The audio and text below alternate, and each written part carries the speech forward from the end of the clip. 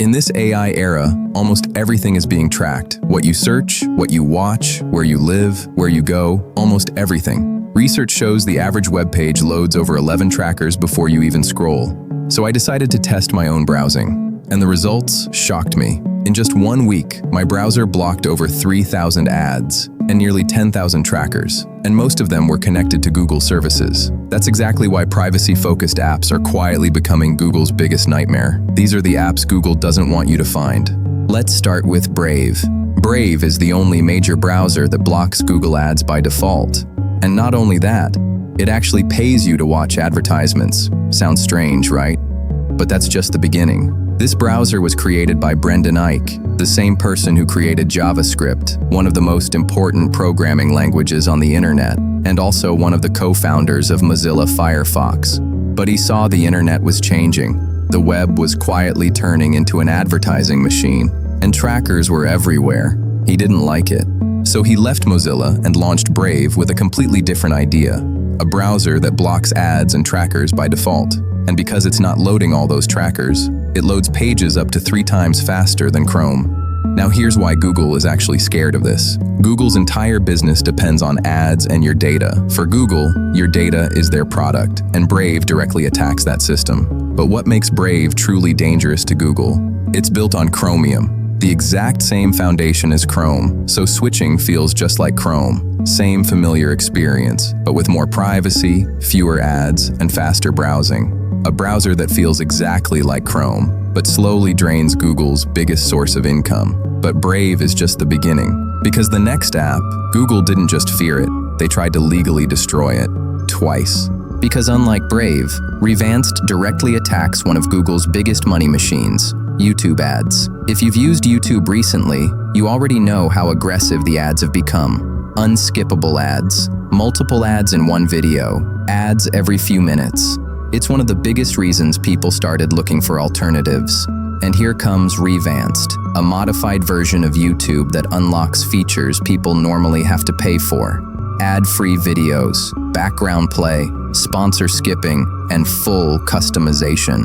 But for Google, every person using Revanced is a person they can no longer monetize. So in 2022, Google's lawyers came after them and sent a cease and desist. The Vance team had no choice but to shut down. But that was their biggest mistake. In just days, Revanced rose from the ashes, and the community rebuilt everything again with even more popularity. Google tried again, but this time, Revanced doesn't work like a normal app or company. There's no office, no CEO, no legal address to target, so you can't sue a community, and it doesn't provide a modified YouTube app. Instead, it provides patches and tools that users apply themselves, and that difference makes them untouchable.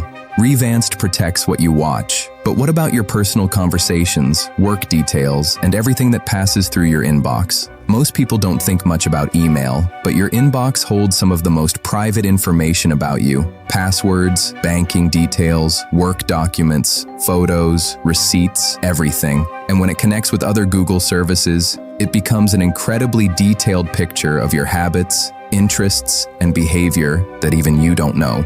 And they use it to personalize ads, improve recommendations, and train their AI. But Proton Mail does the opposite.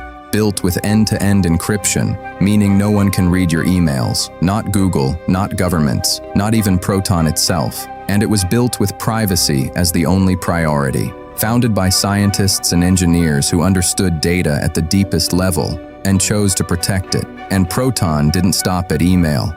They started building an ecosystem to replace Google's most used products, Proton Drive, Proton Calendar, Proton VPN, and many more. And that's exactly what makes Google fear them. And if browsers like Brave and apps like Proton Mail are people trying to escape Google's ecosystem, then de-Googled operating systems take that idea to an entirely different level. Because some people don't just want to limit Google, they want to remove it completely from their phone. Most Android phones look simple on the surface, but inside, they are deeply wired into Google. Google Play services, account syncing, location tracking, push notifications, background analytics, but most people have no idea what's actually running in the background. And that's exactly why de-Googled operating systems started gaining attention. Projects like Graphene OS and Calyx OS are modified versions of Android, rebuilt from the ground up to completely remove Google's presence. Users love them because for the first time, they don't feel tracked. But most people won't make that switch. The problem isn't awareness. Most people know Google tracks them. The problem is that Google became too convenient to leave. But for those who do make the leap, they rarely go back.